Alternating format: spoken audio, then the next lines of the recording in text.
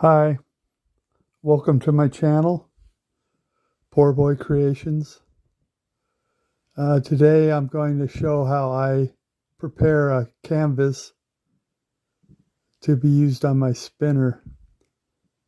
And I've had a few people ask me how I keep it from flying off that turntable, and so I'm just going to show you. It's easier than trying to explain it. So we'll start by taping the back side. And I should start by putting glasses on so I can see where the tape begins, but there it is. I got it. And I don't know how to fast forward through this thing because this is my first voiceover, so you can fast forward through this taping process. I'm sure you all know how to do this part. But I'll show you anyways in case you don't. You want to kind of do a good job on taping. Don't overlap to the sides because you want to do this once because this tape will stay on your canvas throughout the drying process and the resin process. So do a good job here. Get your tape on the way you like it.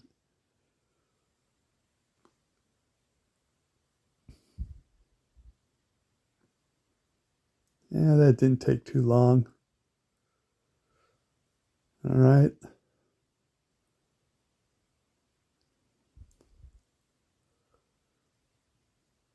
Yeah.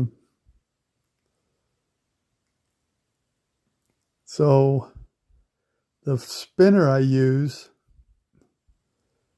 I bought off Amazon for $35, and it's a Puroma, Puroma. It's a 12-inch aluminum spinner or cake decorator. What, I don't know what they call it, but anyways, it's by Puroma. You see, it cleans real easy. I'm just scraping the paint off with my thumbnail.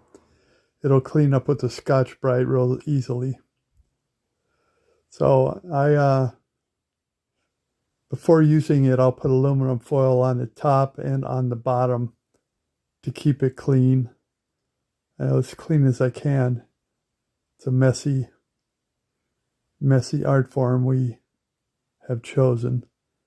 So to center it on that canvas, I just set it down upside down like that, eyeball it to where I like it, and then I use giant push pins. I buy these off Amazon as well. Don't get the jumbo push pins. Make sure you buy the giant push pins. They are the biggest ones. The jumbos are not as big. You think they would be, but so giant push pins. They're about $8, and you get 25 of them. You want to pound these push pins in straight. If they're crooked, your canvas will rock back and forth. It won't sit flat. See, now that one went in crooked, so I need to pull it out. Just go ahead and pull it out and do it right the first time. Pound it in straight.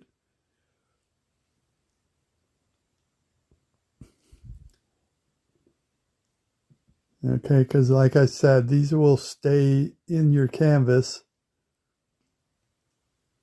throughout the whole drying process and through the resin process. So you only have to put them in once and take them out after you're done varnishing or resining your picture. So,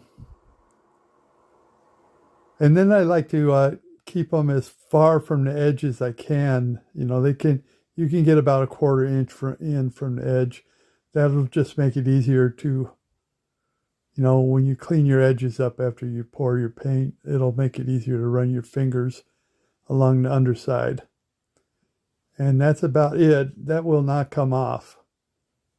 So it's a pretty simple way to keep it fixed to your turntable.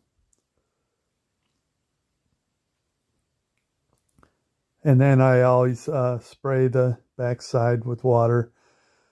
These 12 by 12s don't really need to be tightened up, I don't think. Most of them are come pretty tight, but force a habit. It's a good habit. Just tighten your canvas up before you use it. So I'll set this to the side.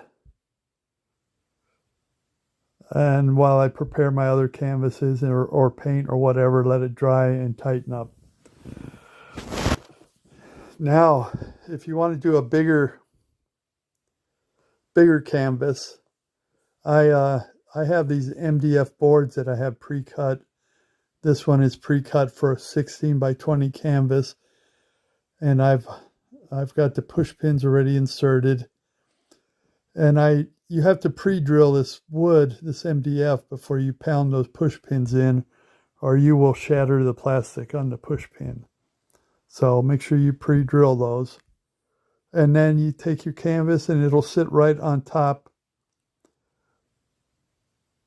and spin, and you can do whatever you got to do. So that works real good. And then the other question I get is, how do I keep my paint from flying all over the place? And I'll show you that in a second. So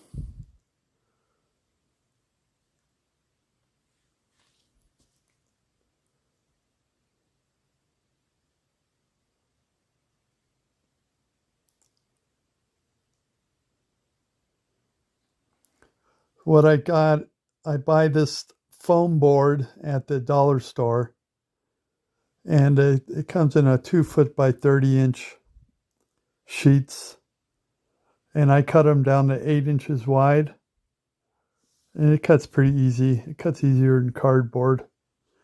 And then I tape them together. Now at the corners where I tape them, I leave a 1/4 inch gap that allows the boards to fold flat like you see right there, and then it folds out into a square real easy.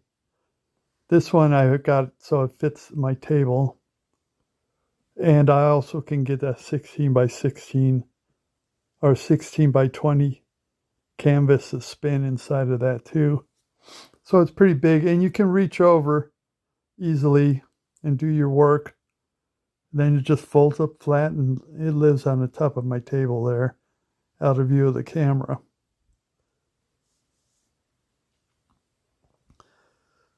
So I hope this was enough information for you, and explains how I do prepare my canvases. That's actually a question I get a lot. So that's that.